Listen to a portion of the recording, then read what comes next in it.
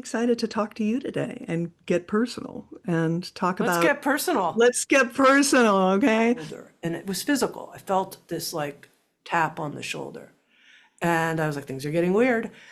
Hello and welcome to Confessions of a Modern Mystic. I'm Sarah Taylor, and today my guest is Tami Simon. I'm going to read this because I don't want to leave anything out.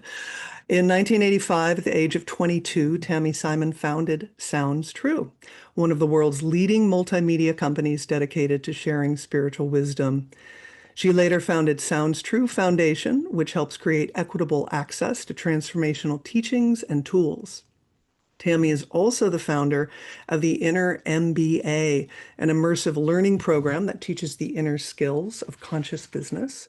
And since 2012, she has hosted the acclaimed weekly podcast Insights at the Edge, which has been downloaded more than 30 million times and features in-depth conversations with leading wisdom teachers. With Sounds True, she released the audio program Being True, What Matters Most in Work, Life, and Love. I listened to it. It's very good. I'm a fan. And Tami lives in British Columbia with her wife of 24 years, Julie M. Kramer, and their two spoodles, Raspberry and Bula. You can't not smile when you say Raspberry and Bula. It's true. It's true. Hello. My sister said it sounded like some kind of dessert, like, It sounds raspberry delicious. Sign me coulis up. or something. Yeah, exactly. Great to be Yeah. with you, Sarah. So good to be with you. Thank you for agreeing to be on this series where we talk about mysticism, spiritual experiences, the spiritual path, spiritual practice. And I think a lot of people know you because you've been interviewing spiritual teachers for 40 years.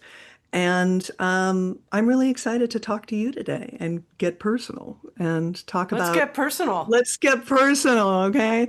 And talk about your path, your practice.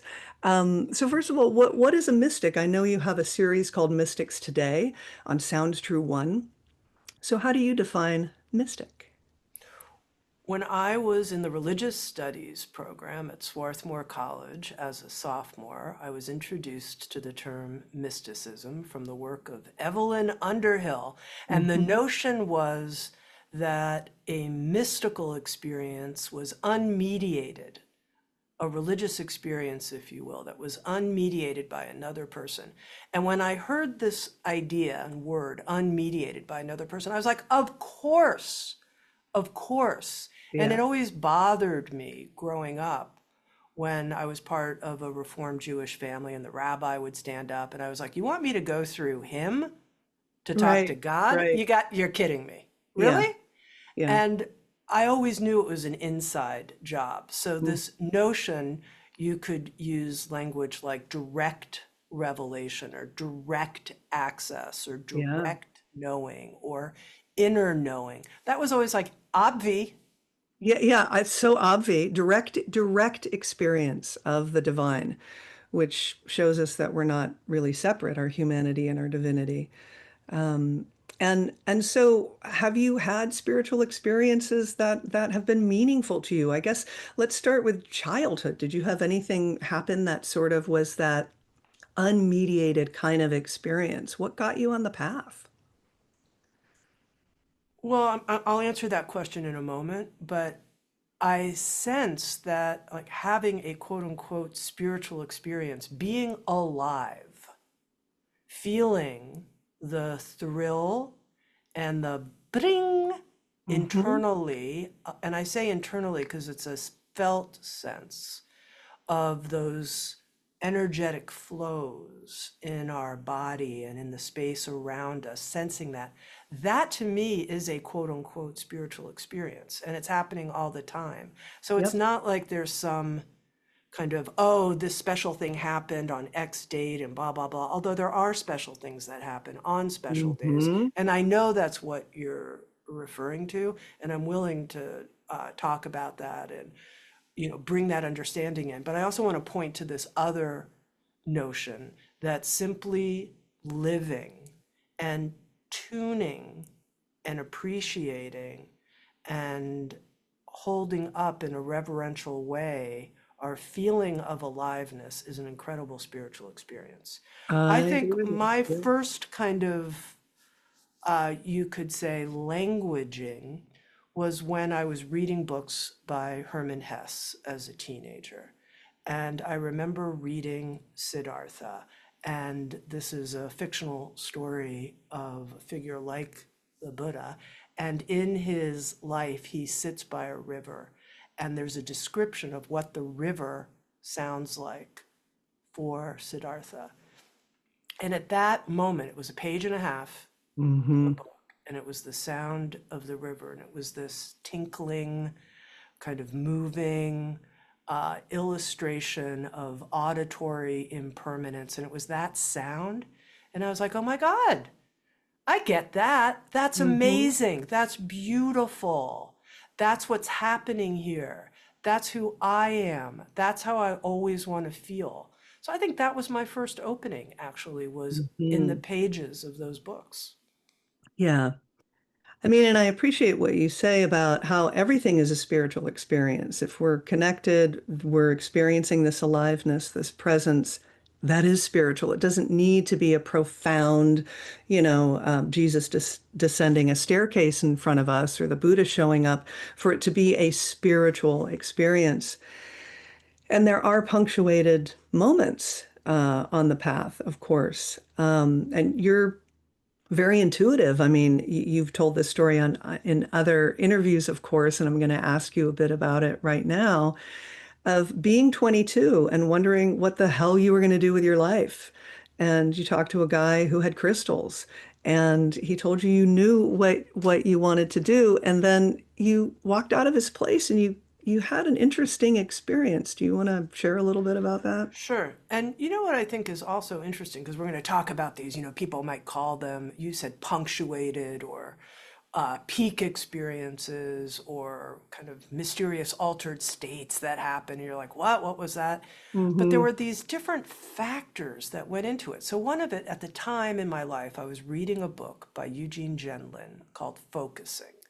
And so I'm reading this book on focusing, and it has us tune in to what it feels like inside our body, the felt sense in any given moment. So I loved that phrase, Yeah. felt sense, and the idea of inner focusing. So I was doing that, just naturally doing that as a young person. I'm like, oh, focusing, I get that. You tune inside. So this gentleman that I was interviewing, as you mentioned, he had crystals in his office. These were like 2 foot, 3 foot tall crystals. These weren't Hmm. just like, hold a little, Yeah. I have one inch. behind me.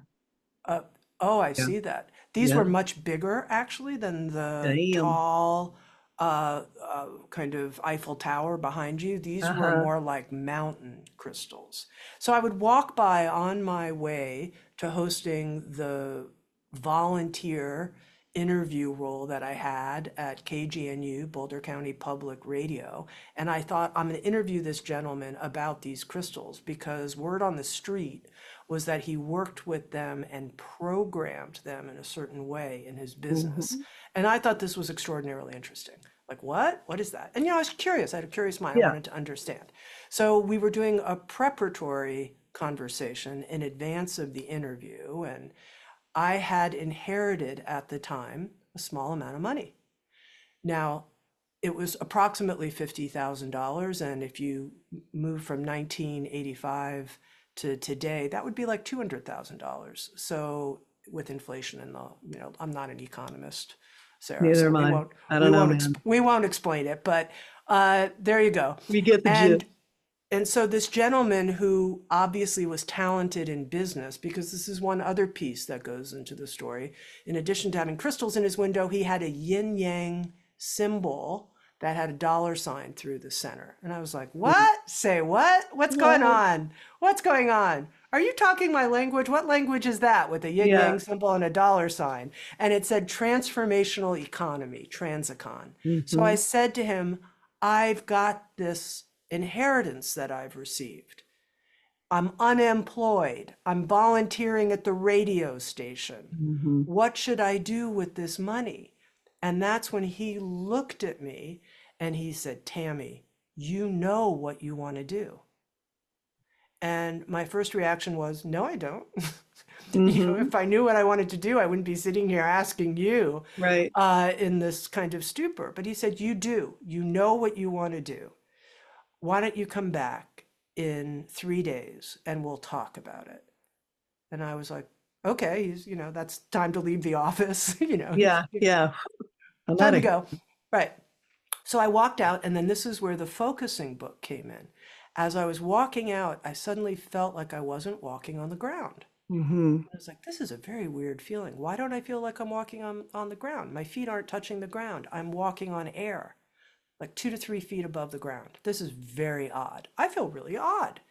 And no, this is when I talk about having everyday spiritual experiences, I feel my feet on the ground while I'm Yeah. having that. So Yeah. this was So this extraordinary. was a punctuated experience that, yeah, was Correct. My different. feet Yeah. were above the ground. And I was like, this is really weird.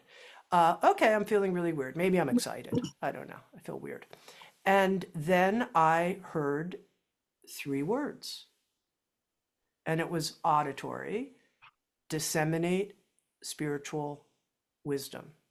And since we're focusing on punctuation, it felt like there was a period at the Yeah, end that's interesting. of Huh. those 3 words: Yeah. disseminate spiritual wisdom. And when I felt the period at the end of those 3 words, my feet touched the ground again. Huh. I was back on the ground, and I was walking, and I was thinking. And I was like, what should I do? What should I do? And that was the initiation, if you will, of sounds true. So you did know what to do, like he said. I didn't know that I knew, but the universe told me what to do, is what it felt like. It felt like it came from outside of my Hmm. regular mental processing. Yeah. And you knew what that meant. Like you knew like, oh, okay, I know what to do with that. Disseminate spiritual wisdom. Because you had your radio show, Well, I live had from my planet radio show, Earth. but live from planet Earth. But then I started thinking about it. So I started thinking. Uh-huh. I was like, okay, I'm thinking, and it was like, okay, how do you disseminate spiritual wisdom? Well, you could Yeah. do that with books. Well, first of all, that's an established industry. Secondly, I Hmm. was so tired from my academic education of reading these long book assignments. And I was like, God, 300 pages, 500 pages, books, that's been done. That's not my interest. And then I Hmm. thought about video and television, and my parents watched a lot of TV. So that was a turn off to me too. Like you're kind of Yeah. like a zombie. And then I was like, Tammy, you love radio. You Yeah. love audio, you love listening. And one of the things I discovered at college, and it's interesting how, these years are so formative in so many of our lives when Hmm. we're no longer with our families and we're out on our own. So when I went to college, I realized I loved listening to lectures far more than any. I used to just go to all the optional lectures that they Hmm. had. I loved the sound of people's voices. When I heard a great lecturer, it sounded like music to me. It's like, Wow. that's amazing how that orator is able to speak that way. I just love that. And then, as you mentioned, the interview show that I had on community radio, I had a little dubbing deck at home, the one you press and it, Yeah. copies in real time. So if it's Yeah. a 90-minute cassette, it's 45 minutes for it to go all the way over and come all Hmm. the way back. And so I had this little dubbing deck. And at the end of each one of my interviews, I would get a handful of phone calls. Not a lot, 2 phone calls, 4 phone calls. And for $10 each, I sold a copy of the That's interview how it started. that I did. Yeah. So I had, the smallest cottage business in the world. So Yeah. when I was thinking through Disseminate Spiritual Wisdom, doing it on audio and expanding on cassette duplication, that made sense. Also, because this Mhm. is a rational process, it's the cheapest medium to work in. Yeah. And And I was you were like, I you can were do already that. doing it. And you And I were was you were already already doing it. doing it. I mean, that's the thing about these spiritual, mystical experiences. People think they're going to get the whole blueprint of what to do next, but they're jumping off points, they're nudges, they're pokes, they're prods, which then open us up, and then it gets us cooking and being creative. And so often when I'm talking to people, I say, well, what are you already doing in your life? Well, if it's what do I do with my life, right? Which I've been there, but you were already doing your purpose, your mission. It just helped to clarify it thanks to this experience. you Now, know? Sarah, I have to ask you a question. Okay. You were a stand-up comic, right? You were a Yeah. comedian. What were there any kind of signs that brought you to do that? Yeah, and I knew you were going to start asking me questions. Can't help myself. I'm going to ask you the questions. Well, I was an actor. I mean, I think from a young age, even as a 12-year-old, 14-year-old, singing and, acting out stories, there was something about sharing our human, there's something shared about us that I wanted to shine a light on. And later on, it was like, oh, well, I want to shine a light on our shared humanity and divinity, but I couldn't really put it in those words by the time I was an actor going to acting school. But that's what it was, that when you're in a theater, and because I was a theater actress for a long time, and the audience is with you with the story, there's something shared here. People are sitting there saying, that's me. That grief the actor's going through, that joy, that absurdity, that foolishness, that's me. And there's this feeling of unity, this unity feeling that I really loved. So I was an actor for a long time, a theater actor. I stayed in LA doing some film, some TV. I mean, I'm glad I wasn't more successful at it because I probably wouldn't be doing what I'm doing now, which feels fulfilling but yeah, I was just chugging along. And in my 30s, I kept passing by the Comedy Store and the Hollywood Improv, these, famous comedy clubs, and I would get this ooh kind of feeling, which is interesting because for me, sometimes when something is meaningful or will be meaningful to me, I get a like it's a ooh in my gut, but it's almost like I recoil because the time isn't right. So it's like it's like a punctuation, and then it's like, but not now. And so by the end of my 30s, I was starting to feel this opening when I would walk by the Comedy Store or the Hollywood Improv. And that was right around the time I got into Buddhism. I had a therapist who was great at Dharma talks and teaching practices. And as soon as I began meditating, I felt at home with Buddhism. And within a few weeks, I sort of got this message. It wasn't disseminate spiritual wisdom. It was, stand on stage and act like a fool for people. But it didn't come like that. It was like, I need to do stand-up comedy. So Buddhism and stand-up comedy were linked at the beginning, in that all I knew was that I was to keep meditating and keep listening to the Dharma and doing, these practices and going on retreats, and to keep doing stand-up.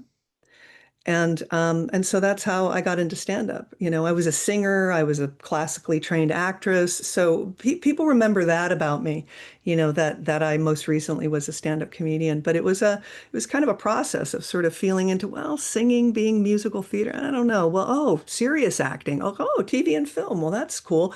And it just and then I started holding classes for actors and comedians in LA in living rooms. And now here we are with me doing this work that I do. Well, it's interesting that you felt that walking by the store, in that sense, Uh-huh. similar to the just looking in the window and seeing these crystals and the kind of Yeah. natural curiosity we get from our life. Yeah. And, Sarah, the reason I asked you about the comedy thing too is I have a great respect for comedians and anybody that could make me laugh, and you make me laugh. You're I really do. funny. You You're do. so And funny. it's true. And I really love that. And, Because you've said what, before, like, you're really funny, but you do it with Tami Simon, like, you're really funny. And No, you are. You make me laugh, and I love that. And I have a handful of friends who make me laugh, and it's yeah, just, oh my God, I celebrate it so much. And I actually, believe it or not, some certain people think I'm funny, but the I challenge think you're is I'm funny. Yeah. only funny when I don't try. I can't try. If I I try to know. be funny, it is so Forget it. disaster off a cliff, gone, done. Can't do it. So I could never be a successful stand-up comic, and yet I have great respect for it. Anyone who can make you laugh, what a gift. Well, yeah, the trying too hard. I mean,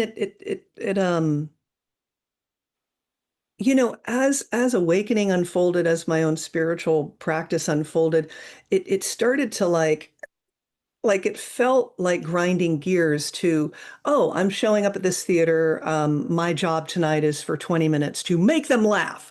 Um, and even though that was my job and I could do it and sometimes actually got paid for it, um, what was really dawning for me was I want to just show up and let presence be here. I want to meet people and let there be presence. And so I started to get a little weird with my stand-up comedy in like I can only the later imagine. years. I mean, there was just some weird like physical stuff or like Sure. long pauses where I'd just wait for the audience to, and then they'd feel uncomfortable. And it's just stopped being the thing because you're expected to make people laugh. Just like you said, when pressure's on, Tammy, you got to make somebody laugh for 40 minutes. I mean, yikes. But some people they're wired that way and that works for them. And but I do think you're funny. So Well, it's interesting what you said about long pauses yeah, because I think that's some of the way that well, I wouldn't say that I would say that's some of the way that other people perceive my oddities. And, as a leader, I often love when a whole group of yeah, people are together to say, let's just wait and see what emerges in this moment in terms of like making toasts to celebrate something right. that sounds true, or when something important's happening and I'm like, let's just create a little space to see who wants to talk. And you have 100 people in a room, you're like, let's just create some space to see who Yeah, naturally wants to speak. And you can have 60 seconds go by, and I mean, I would get some nudges from people within my company like, Tammy, could you please say something now? yeah. Like, come on. I'm like, no, we have to wait for the shy Why? person to feel it move through them, to raise their Yeah. hand. And it's just an interesting thing how that can roll. Yeah, when the spirit moves you, you stand up to speak, like that type of thing. And everybody's Yep. just sitting there in the pause, in the absence, in the presence. Um, but yeah, the funny thing, wired funny. I mean, that's what's coming forward. We met because you interviewed me for the series on Insights at the Edge, uh, spirituality and the neurodivergent mind. And you had mentioned that you felt that your brain was wired a little bit differently. We don't have to use the term neurodivergent because we've talked about it, and it is such a broad umbrella that it could like everybody's brain could fall under that, right? Well, I But do you have a way to talk about it. I'm not neuro compliant.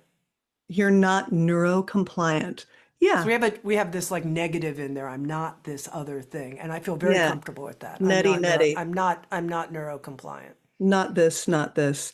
Yeah. You're not neurocompliant. No. So would you say you have a differently wired brain than folks? You're quirky, let's face it, Tammy Simon. You're unique. You seem to march to the beat of your own drum.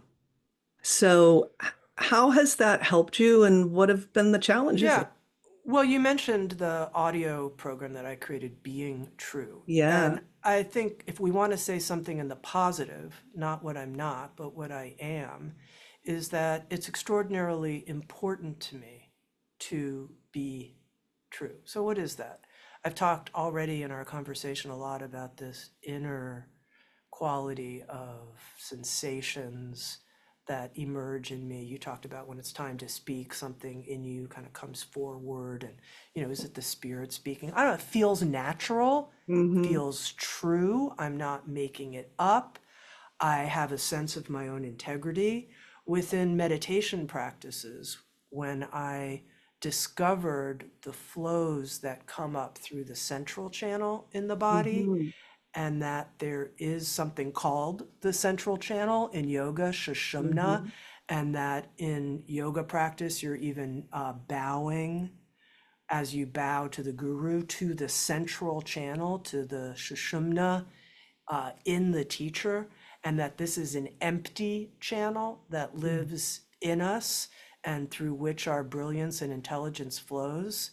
That all makes so much sense to me. Hmm. And that's what I want and always aspire to be true to. And when I look outside at the world in so many ways, and I see this contorting to fit or be compliant Yeah. to a lot of cultural values that quite honestly seem completely effed up to me because they don't value the human heart and our sense of a deep care for each other and for all boats rising. I just Mhm. don't want to be a part of that. And my Yeah. creativity doesn't function and flourish in any environment that isn't wanting to hear from the open central channel. Hmm. Well, it seems like you've really created a life and a culture at Sounds True in of deep listening. I mean, you do that on your podcast so beautifully, but it is a deep listening to where presence wants to move, to what is true. And I mean, what have been the challenges of that? Have you gotten pushback, or have people said, you're crazy, you can't do that, about things that you intuitively felt were Sure. the next step? Sure. I mean, there have been external challenges, dealing with bankers and blah, blah, blah, who are like, say what? You're going to do it how? But Hmm? those aren't the real challenges. I think the real challenges for me are that being a very feeling person, I feel a whole lot, including a whole lot of pain. And often I wish I didn't.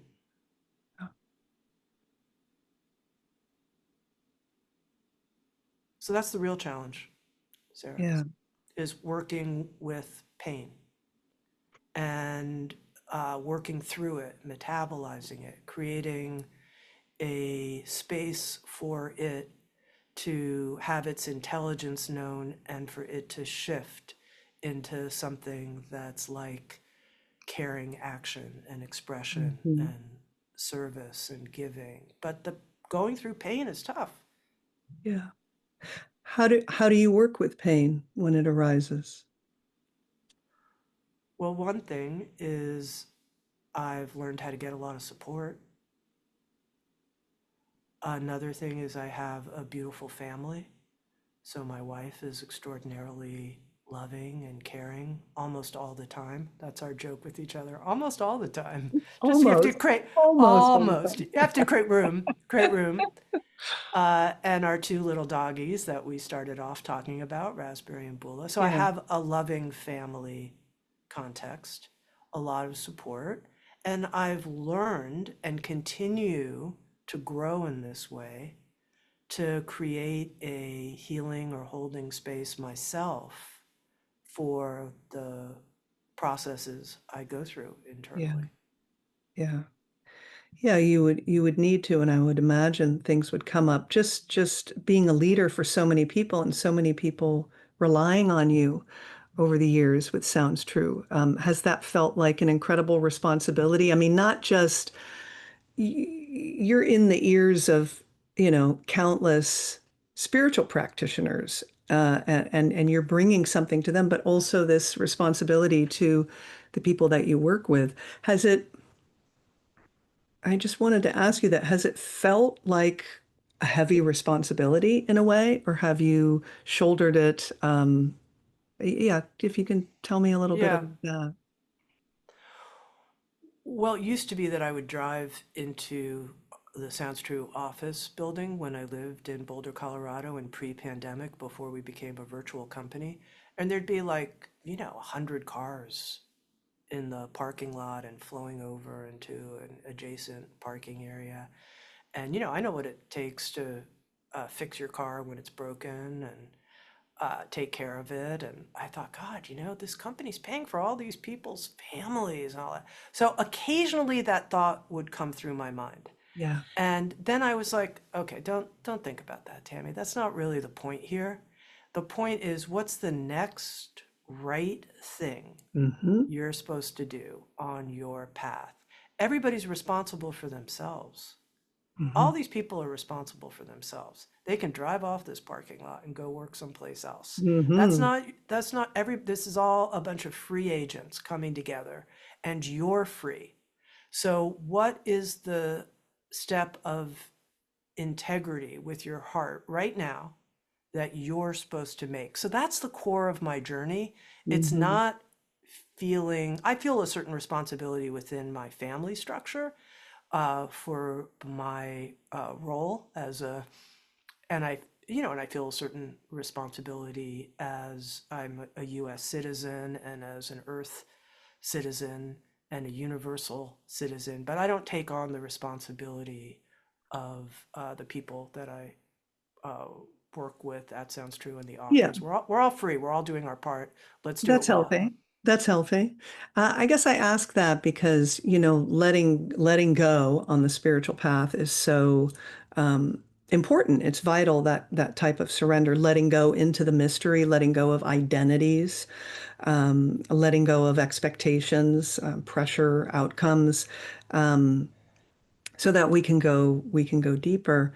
And I work with people who are parents or are CEOs of companies, and I notice this kind of sometimes difficulty with letting go, with kind of surrendering into the unknown with their spiritual practice because of the responsibility and the roles that they have in their life. So I was just curious how that maybe has played out for you, if at all. I mean, this kind of feeling of letting go. I know that recently you're no longer the CEO of Sounds Yeah, True. so So that's a that's letting been an go. extraordinarily huge letting go. And I've thought about it a lot. Why has it been such a big deal? And I think that part of it is I talked about how early in my life I felt this relationship with the river and my own tremendous amount of energy inside of me as a person. Just like, Mm. wow, Tammy, you've got Niagara Falls going on inside of you. What is happening here, girl? And when I started Sounds True, it gave me a place to put all my energy Yeah, and in a way that would be helpful to other people, that brought me into dialogue with some yeah, of the greatest wisdom teachers of our time. I could ask questions, I could learn, I could grow, I could make money all at the same time. Whoa, what a deal. jackpot! Yeah, And poured all of myself into it. And here's the key, all of my love. yeah. I have poured all of my love and talent and creativity and vision. It's that devotion that we were speaking about earlier. Yeah, You and I talking about, yeah, having a devotional nature or not and what that's like. yeah, And so that is a bit, the only, I think if you haven't founded a business, it might be hard to relate to. Often when I talk to people about it, because I'm like, could you please understand me? Could you understand this founder's situation and what it's like to then pass the company over to a new generation to lead it into its next yeah, evolution? And people will say, oh, it's a little bit like having a kid or something, and your kid grows up. It's like having a kid, it's having a kid. And I don't have children. So I don't know if the comparison is fair or if we're even in the same universe or not. I don't really know. I do know that when I talk to other founders, they get it, but most other people don't because it takes so much to grow something like that. So it's an identity, yes, but it's also sort of letting go of an entire framework of channeling love into the world. And I think the spiritual confidence, if you will, that's needed is to know that even without that framework, there will always be in every moment an opportunity for the love that we feel to be given, shared, and to have a creative process such that it brings benefit in the world. There's always that opportunity, and that yeah, nothing, even no matter what changes, that's still there in the moment. yeah. Yeah, that makes sense to me. That's beautiful. And it has been a transition for you. Has it been about a year now? Is that? It's been a couple years that I've Yeah. been in this transition. I remember talking to someone who had been the CEO at a large environmental nonprofit for many years. And she said, oh, this is going to take you 3 years before you can even see straight or something like that. And Interesting. I was kind of, 3 years. I was a little bit like, I gave her the finger basically, like, this is going to take 3 years? Really? No way. I'm going to go through it a lot sooner than that. But she was Yeah. right. I saw her recently and I said, you were right. And she said, I know you couldn't see it either. Yeah, I mean it makes sense. And I mean you mentioned identity. I mean there is an identity there. There's the well, as you know, the path of awakening involves seeing through identities, noticing where there's been stickiness with identities or attaching or um, how has it been to release that identity of CEO? I know I really hear what you're saying about as far as the framework, like channeling your love and your energy into manifest, form so that it can, be shared. That's going to change for you. But what's that like identity Sure, wise? sure. Yeah. Well, I'll share with you the image that occurs to me. So in the intro, you mentioned how I started a program called the Inner MBA, which is about the intersection of business and wisdom. And in that program, I would talk to people about how you can be kind of like a mindful athlete at work.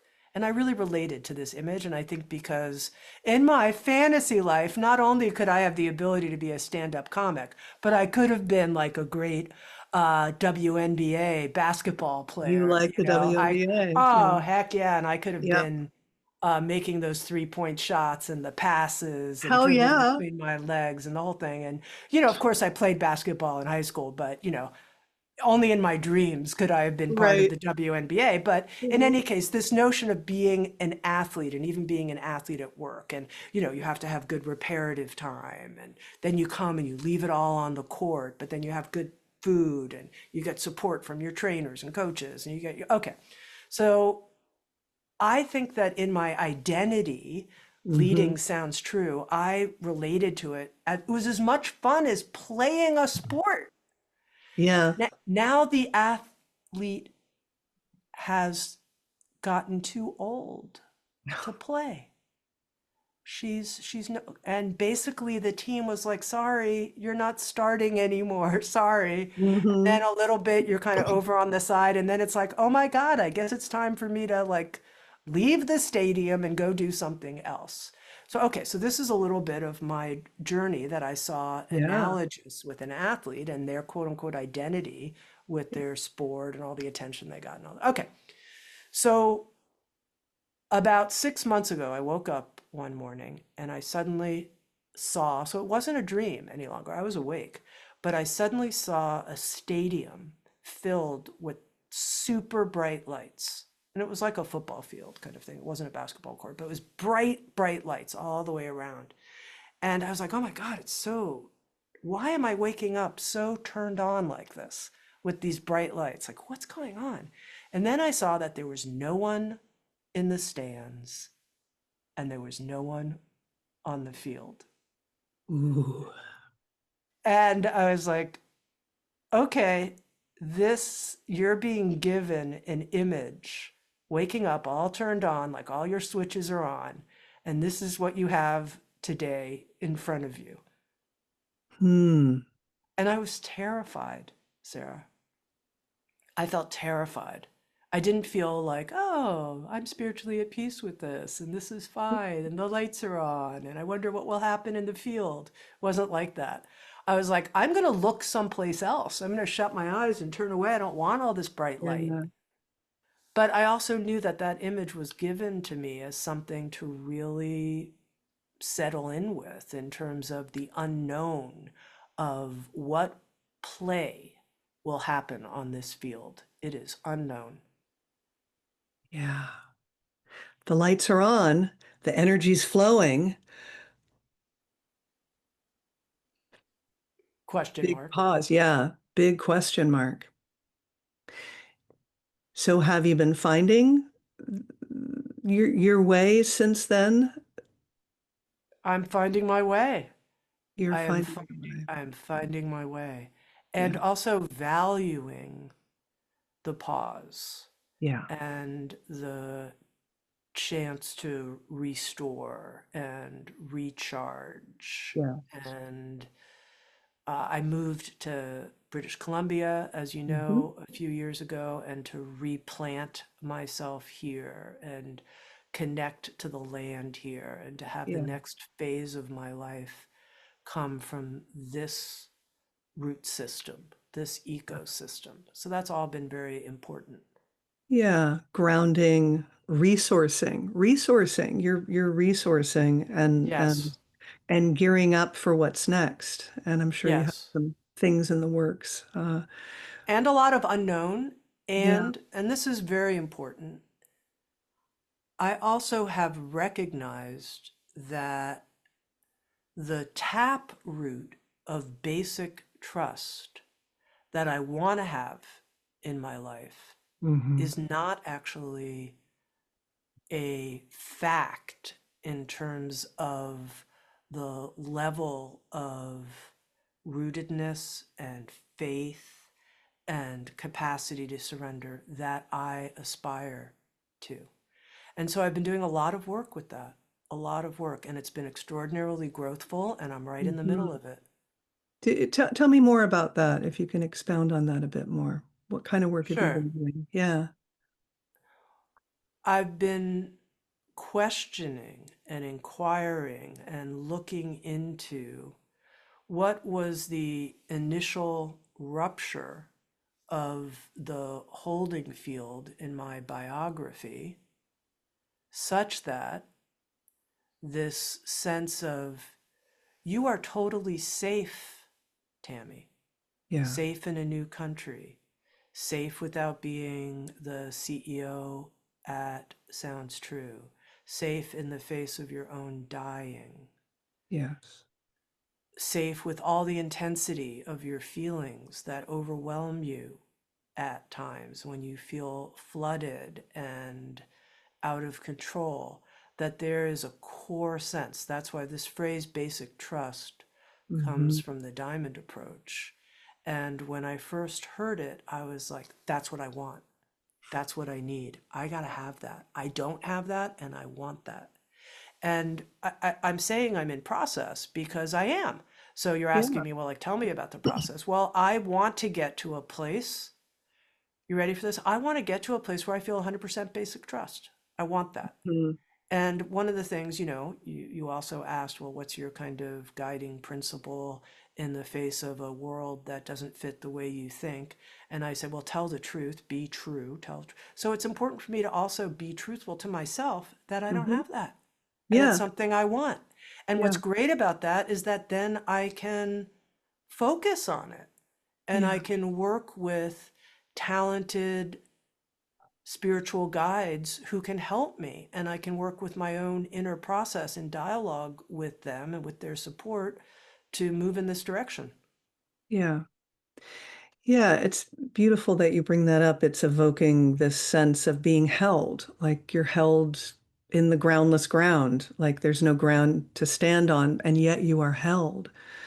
And it speaks to an existential thing here, of really being able to feel safe in the letting go, in the groundlessness. And that's you brought that up, that early kind of feeling like in your biography, your historical biography of feeling safe, feeling held, so that the nervous system and the whole body and the our existential grippings can kind of loosen a bit and go, you know what, I'm safe, which is part of resourcing, and so you're finding it at the relative level with your wife, your dogs, probably your routine, I would imagine, your daily routine, the people that you love, and the ground and the land itself, and and these relative level groundings can help us with the existential ungroundedness, remarkably so.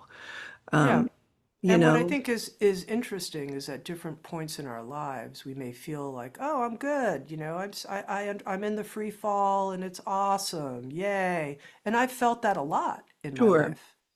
But what's interesting is it's like, then when the universe says, okay, let's step this up, let's take Yeah, this I know. away.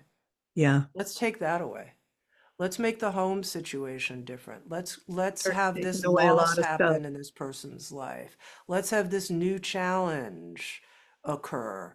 Like things like that. That's when it, to me, that's when I was able to discover and was able to come into clear relief that this is not 100% grounding, Yeah. because it was based on conditional circumstances. Like, sure, when Hmm. everything is working, great, Yeah. easy peasy. Right. Yeah. Um, well, I really wanted to ask you this. You have interviewed and worked with so many spiritual teachers over the past decades. How has doing that, working with them through the years, supported your spiritual unfoldment or complicated it? hmm It's done both, as I think your question points to. The complicated part is people that I respect and love and really think have discovered terrific things contradict each other. So it's a little bit like, well, this person said that and that person said Hmm. this. And when I look at it from their eyes, that makes a whole lot of sense. And when I look at that from their eyes, that makes a whole lot of sense. But they're actually saying completely different things. What do you do with that, Tammy? Yeah, And I've just come to this place where I'm like, they're both true from different perspectives and from different sure. angles. And somehow I can let that be okay. Like, I don't Hmm. need to bring it into some type of perfect, coherent resolution for me. I can Yeah, kind of give it space and see if you make a map that's big enough, that's multi layered enough, and multi-dimensional enough, and expansive, both statements from these different perspectives can be true. So that also gets to how it's benefited me, which is yeah, it's pushed my own viewpoint to be sure. so expansive that I can include and respect the intelligence of different perspectives. Hmm. Yeah, it's all facets on the diamond of reality, and it depends on what facet is being shown, and teachers all work differently. So you've found this ability to hold paradox. Yeah, to hold paradox, that's a good way to say it. And not just different facets, but also sort of different altitudes. And so you Ah, get, yes. so it's not just like a Yeah, faceted diamond that's in one space or one plane. It gotcha. it, it Yeah. has to get a lot more dimensional than that. And so Hmm. certain people's perspective or so many, it's such a different altitude or distance from Yeah. looking at it that it appears very different. Yeah, I mean, the view from the first floor or the third floor of the building is different from the view of the 12th floor or whatever. And so it's all true at some level, but so maybe the seeking for ultimate truth, were you ever seeking for an ultimate truth that you could pin? Well, actually, it never made sense to me that there would Yeah, be. me neither. And Yeah. I was a little bit like, really? That's, first of all, it's coming out of the mouth of a human being who not that long ago was a monkey in a tree. And they're going to be explaining the ultimacy of this tremendous, Yeah, thank vast you. universe. Like, let's Right. just hold it lightly. And Let's so hold it lightly. Yeah. yeah, so I think that has always been the case for me. But, and this is why I like the name, sounds true, because Mhm. obviously I'm auditorily more sensitive than Yeah. other channels in my being. When something sounds true, it feels a certain way inside me. Mhm. Like I have a sense of my stomach relaxes. I feel like, huh, that, like, it makes sense. It's like a key that goes into a lock and turns, and it's like I feel the turning inside of me of Mhm. fit. That fits. That makes sense at whatever level Yeah.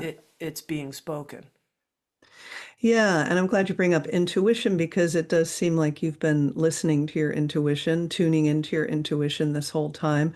You had an interesting experience with some land that you bought, Yeah. where that was a bit of a mystical, a punctuated experience. Can you share a little bit about that?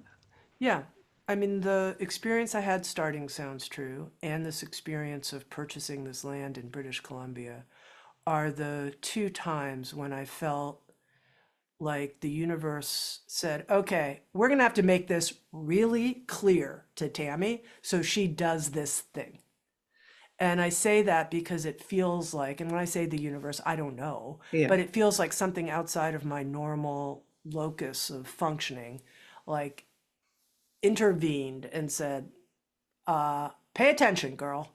You're, Mm-hmm. you may Hey, pay kid. attention Yeah. exactly right now. And so this was a time when I was up on Cortez Island, which is a day's journey north of Vancouver, and I was recording with a Sounds True author who has a home there. It's very hard to pin down. And there was a small studio, uh, and there we are at the small studio, and it's like a attached yurt to a woman's house. And she comes down and she says, I have to tell you that your engineer is going to be 4 hours late because he not only missed the first ferry, but now he's missing the second. And Oh, so you're going to have to wait for 4 hours.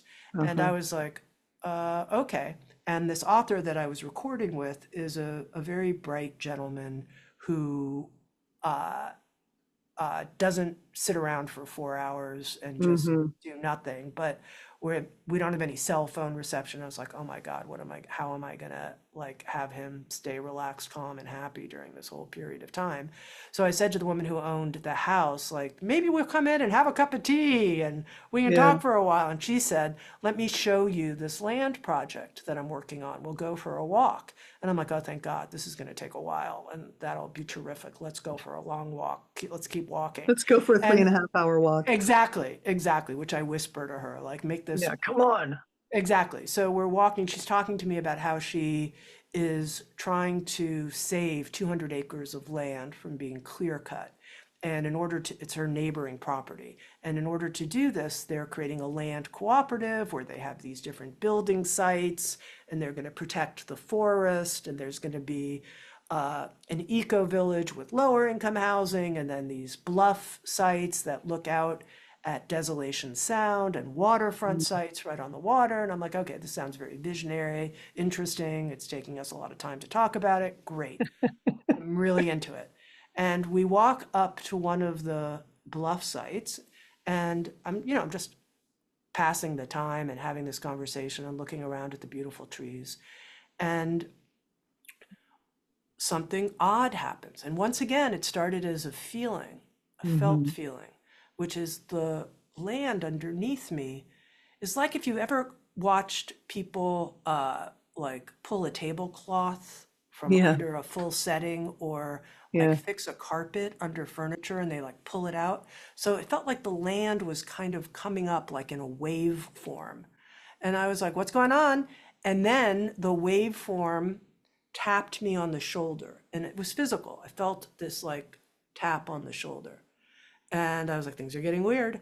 What's happening here? I have no idea. It's all happening pretty quickly, Mm-hmm. but I was like, this is Yeah. all really strange. Yeah. And because this like mossy green carpet is now touching my shoulder. Yeah. And I was like, this is weird. And then I heard these words, you belong to me. Wow. And I was like, that's really weird. That's really weird. Really And I weird. was like, normally people think that land belongs to them. Yeah. But this land just told me that it believes that I belong to it. Mm. And so after this happened, I mentioned to the woman who was showing us around, how much will this property cost right here to buy this particular building site? And she shared that it would be approximately $250,000, $250,000. And at this time in my life, that was a whole lot of money that I didn't have. And I had been the kind of person that had always dealt with spend the amount of money you have, even not getting a mortgage. I had a home Mm. in Boulder, a modest home in Boulder that I owned that didn't have a mortgage on it because I wanted That's to good. just pay for it Yeah. you know, and I bought it when I was in my 20s. And I said to her, well, I'm going to buy it and I'm going to take a mortgage out on my house in Boulder so I have enough money and I'm going to buy it. And I Wow. decided right there on the spot. Wow. Right there on the spot. Yep. That was 4 hours well spent, I guess. It was, as the author said, what an impulse buy. And Yeah, the coolest impulse buy ever because you then built a home there and it's yeah, beautiful. yeah. And it's quite a journey. And I would say it's what put the anchor in the ground to have me move here to British Columbia 20 some odd years after that event. So that was over 20 years ago when that happened. Yep. Yeah. That's beautiful. You really do listen to your intuition in it. So you're clairaudient. I'm clairaudient as well. So I'll hear messages. I'll also kind of get a knowing. So claircognizance, you probably are familiar with the clairs, of just a like a knowing, and then clairsentience. My wife jokes that I'm Claire coercive, which is Clair not one of the which is not one of the technical clairs. You know, so what is that? you're talking about the subtle senses, of course, and claircognitive. You just wake up and you know things, and I have a bunch of that. I'm not clairvoyant. I don't Yeah. normally You don't see see anything. things. Yeah. No. Uh, Clairsentient, you feel it. Yeah. yeah, but clair coercive means that I have a persuasive ability. That when you have an intuition, you're like, Julie, we're going to do this, or what? Not so much an intuition when there's something important to me that Yeah. I have supernatural abilities to be persuasive when it's something's very Ah, important to me. I like that. We've discovered a new Claire We today. have, we Talking have. with Tami Simon, she will be teaching a workshop on it next year through Sounds True One. Well, how have you used your intuition with, sensing who to work with? I mean, I can feel you. You kind of suss people out a little bit. Am I off base there? Or you kind of, I can feel you tuning into people when you first meet them, when you sit with them, and you're getting in information. How is your Yeah. intuition informed Well, who it's you work interesting with? because even as you say that, I realize I don't really relate to the word intuition. It's not, I mean, it's fine. It's a fine word, and I know what you're pointing to, but I don't think to myself, oh, I'm intuitive and I'm I'm being so intuitive. intuitive. I'm No, psychic. Yeah, no, I don't actually think that. yeah. Uh, but I feel, I'm feeling. And the kinds of feelings I want is I want to feel congruent. I want to feel like I can be myself and share and be vulnerable and that it's safe. Ooh, here's a big one. I want to feel like I trust this person, that I trust them. I don't like feeling judged. I don't like feeling really, when I feel in and someone's very busy minded, like their mind is so busy that there's no space. That kind of, Hmm. I sort of go in, I go away. Yeah. I go away. I get small around, it's Wow. like, it's noisy. And so I don't like the noisy feeling. I like the spacious feeling, spacious, warm, heartful. Like those are always the feeling flows, reciprocal exchanges that I seek. And that when I feel that, then I go further in. And then Hmm. also just to say, I sometimes just, and I guess this would be in a clear cognizant kind of way, know that I'm supposed to support someone's work in the world. Like I just get this feeling of like, you should do whatever you can to help this person, Tammy. Hmm. You should do that. You should do whatever you can. And when I feel that, I always do it. Hmm. And that's a knowing. That's like it's not the felt sense. It's this knowing. Yeah. Yeah, yeah. Yeah. Yeah. So I know you don't like the word intuitive, but It's not, no, I mean, it's I not, need I'm you just to saying I do it. don't, yeah, yeah, I just don't really self-identify that way. Sure. Well, I think that's good. That's healthy. A lot of people that can become an identity. I'm so psychic, I'm so intuitive, and then, I've met these people, and maybe you have. I used to work in crystal shops. I love crystal shops, but there's some interesting characters that come in where it's just their psychic hits are just always right. Well, I'm psychic, and they're, kind of imparting their wisdom, and you're like, I didn't ask you for that. So I get it, but it does sound like you're quite empathic, and you feel and you sense and you know, and sometimes you hear, and perhaps it's always been this way for you, and so you don't think it's that big of a deal. Well, as we said, I'm not neuro compliant. You are not neurocompliant, so we could say that people are who are intuitive and mystics are neurodivergent. Why not? But I'm going to let you go here in a little bit. But you had a mystical experience in Tibet, which, if you want to share some of that, I think that could be quite beautiful and helpful, of just sort of how these things can come out of the blue. Um, if you want to I'm share a going to little share bit. something with you, Sarah, which I haven't told you. So I had two special experiences in the temples surrounding Mount Kailash. And I shared one surprising one with you that we're going to keep private between us. But I had a second one that was very, very odd. So the circumambulation of Mount Kailash is a pilgrimage that is sacred to many different spiritual traditions. And it was something that was always important to me, and I did in honor of my 50th birthday. And it takes 3 days to circumambulate around the mountain. And on the third day, after traveling all the way up from Kathmandu to get to where the base of Mount Kailash is, and after going over the north face at 18,000 feet, we're coming into the home stretch, and there's a temple there. And I'm like, oh, great, we get to go sit in a temple here towards the end of our pilgrimage. And I'll share with you what I was thinking about. What I was thinking Yeah. about is how, if only people who walked around Mount Kailash picked up all the trash, Yeah. we could create a new recycled built temple out of trash and out of cans, and that I was going to start a new religious order of the Right on. recycling nuns. And instead The of doing recycling gun. a traditional nundro, we were going to be like the eco nundro, and we were going to pick up all. Okay, so I love it. this is the And kind of then you thing I can was go to thinking of. Everest because there's a bunch of trash there too. Yeah. Exactly. But so anyway, that's my conscious mind. But now I Yeah. go and I'm like, we're here at the temple. Great. We're going to take a break. We get to sit instead of walking. I love it. I'm going to sit on the cushion for a while. And I had an auditory moment, very odd auditory moment, sitting in the temple. This is what I heard: be humble and of good cheer.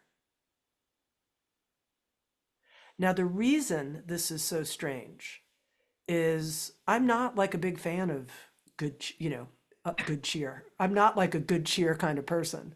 Uh, if somebody said, it's like signed an email, good cheer, Uh, I would just be, once again, I would be like, come you roll your on, eyes. Come really, on. really. Yeah. And I guess be humble is something I needed to hear. And so how odd that I would get this instruction at Yeah. the end of the circumambulation. How odd. And at the time, I was teaching meditation to people. And at one point, I told this story. And I started getting these gifts, like a water bottle that said, be humble and of good cheer, and a t shirt Oh that said, be. no. And I was like, wow, the universe really wants me to get this Really wants me to message, get doesn't it? this. Yeah. Well, that's great. I love that you traveled all the way to Tibet to get that message. And I'll sign up and be one of those nuns. Let's do it. All right. Um, Tammy, it's been wonderful to talk with you. I so appreciate your openness, your vulnerability, your wisdom, your depth, your heart. And thank you for being a part of Confessions of a Modern Mystic. And I do want to say one final thing. Yes. Remember when I said I get the message, do what you can to support this person's work. That's how I felt about you, Sarah. I feel like the work that you're doing is coming from a really pure heart to be of benefit and to use the talents and gifts and position that you have. And I'm so glad to be on your podcast, and I'm here to support you because I really feel it. So thank you. That means the world to me, Tammy. Thank you. Thank you. You've become a very special person in my life, and I appreciate you. Yeah. All right. All right. Till next time.